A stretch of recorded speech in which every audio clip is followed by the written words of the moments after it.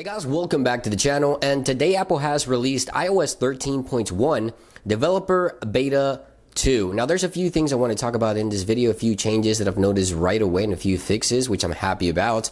But this Beta 2 for iOS 13.1 comes a week later after Apple releasing iOS 13.1 Beta 1.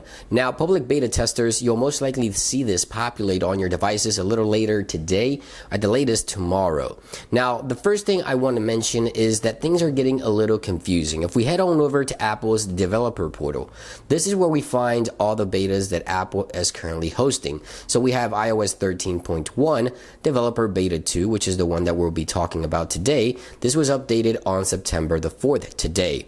Now, Apple also is still hosting iOS 13.0 Developer Beta 8. So we have two major betas overlapping each other. However, 13.0 has not been updated since August the 21st, which is 2 weeks as of the filming of this video. Now, as you may or may not know, Apple is soon to be announcing the brand new iPhones 11 on September the 10th, and usually Apple would release iOS 13 in this year's case a few days later. So on September the 13th or September the 16th, we could see iOS 13 be released to the world.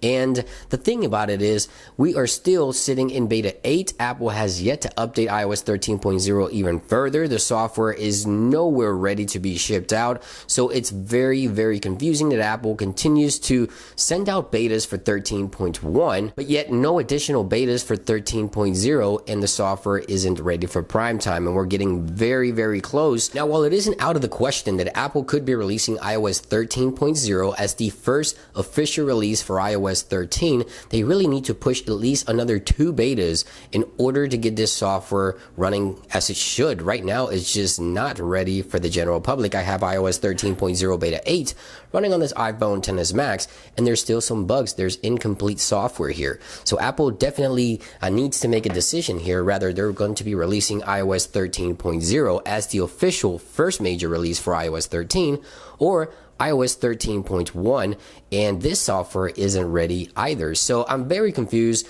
It's not out of the question that Apple could be releasing 13.0 because they are still hosting the software in their developer portal. Now, 13.1 Developer Beta 2 today came in at approximately 278 megabytes from Beta 1 to Beta 2. Now, I've noticed a few things right away. First off, the sharing options are back, so this is a great thing.